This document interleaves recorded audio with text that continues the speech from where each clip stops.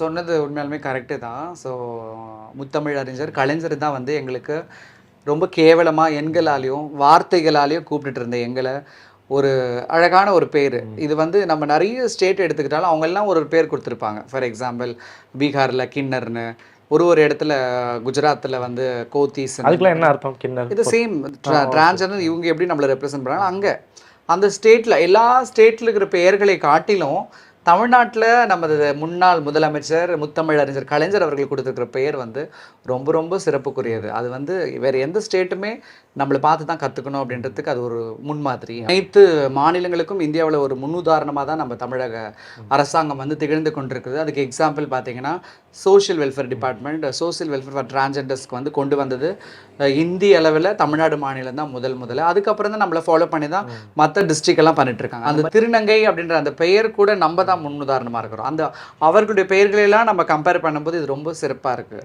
இது ரொம்ப அழகாக இருக்குது, நிறைய பேர் இதை விரும்புகிறாங்க, நிறைய பேருக்கு இது தெரியுது. அப்போ அதுதான் வளர்ச்சி. இப்போ இன்னும் ஒரு சில மாநிலங்களின் பெயர்களை சொல்ல விரும்பல.